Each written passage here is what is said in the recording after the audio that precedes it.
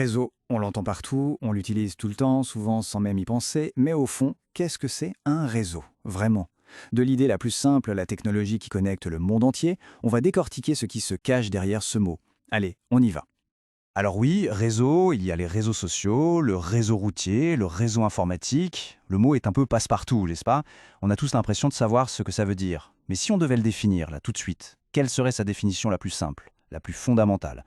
C'est ça qu'on va voir ensemble. Bon, pour commencer, on va faire un petit pas de côté, on met l'informatique en pause, juste 2 minutes. Parce que l'idée de réseau, en fait, eh bien, c'est quelque chose de super familier, ça fait partie de notre vie de tous les jours, bien plus qu'on ne le pense. Et voilà, la clé, elle est là, dans cette phrase toute simple. C'est tout. C'est aussi simple que ça.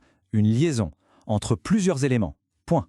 Que ces éléments soient des gens, des villes ou des ordinateurs, peu importe. Le principe de base, lui, il ne bouge pas. Et c'est là qu'on voit la puissance du truc. Cette idée si simple, elle est partout.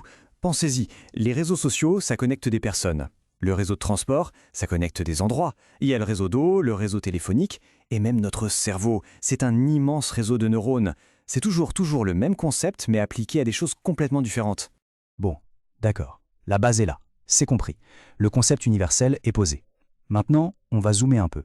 On va se concentrer sur celui qui nous intéresse plus particulièrement aujourd'hui. Le fameux réseau informatique. On passe du général au spécifique. Et voilà la définition un peu plus officielle. On retrouve bien nos ingrédients de base. Un ensemble d'ordinateurs, ce sont nos éléments, et ils sont reliés entre eux. Ça, c'est la liaison. Mais il y a un truc en plus qui est crucial. Le pourquoi. Pourquoi on fait ça? Pour échanger des informations et partager des ressources. Et c'est ça le cœur du sujet. C'est ce qui donne toute sa valeur au réseau. Ok, mais alors, pour faire un réseau, il faut combien d'ordinateurs au minimum? On imagine tout de suite des serveurs, des câbles partout, on pense à des centaines, des milliers de machines? Eh bien, la réponse est beaucoup plus simple que ça. Le nombre magique, le voici. Ah oui, 2, juste 2. On relie 2 ordinateurs entre eux et bam, on a un réseau informatique. C'est fonctionnel. C'est une idée super importante parce que ça démystifie complètement la chose. Non, un réseau, ce n'est pas forcément une usine à gaz planétaire. Ça commence tout simplement avec une connexion entre 2 machines. D'accord, donc c'est simple à mettre en place, au moins en théorie. Mais à quoi ça sert concrètement? Pourquoi est-ce qu'on s'embête à connecter les ordinateurs entre eux? Quel est le but? Voyons un peu les avantages pratiques qui ont rendu les réseaux totalement indispensables aujourd'hui. Alors il y a principalement 4 grandes raisons. La première, la plus évidente, communiquer. Les emails, les messageries instantanées, tout ça. Deuxièmement, partager. Et ça, c'est énorme.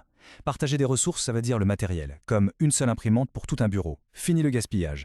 Mais ça veut surtout dire partager le logiciel, des fichiers, des bases de données. Tout devient centralisé et accessible. Ce qui nous amène logiquement au troisième point, on réduit les coûts. Moins de matériel, c'est moins de dépenses. Et le résultat de tout ça, le quatrième point, on gagne un temps fou. Bon, on a vu pas mal de choses, mais si on devait tout résumer, tout distiller pour ne garder que l'essentiel, l'idée centrale, le cœur du réacteur, ce serait quoi? Et on boucle la boucle, on revient à notre point de départ. Au final, qu'on parle d'un petit partage de fichiers entre 2 ordis dans une chambre ou de l'Internet qui connecte des milliards de personnes, le principe reste exactement le même, une liaison entre plusieurs éléments. Tout est là-dedans. C'est la preuve qu'une idée toute bête, quand on la développe à grande échelle, elle peut littéralement changer le monde. Et pour finir, une dernière pensée.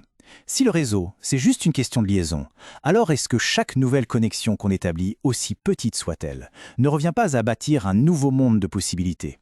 C'est une question qui fait réfléchir, non? Merci d'avoir suivi cette explication.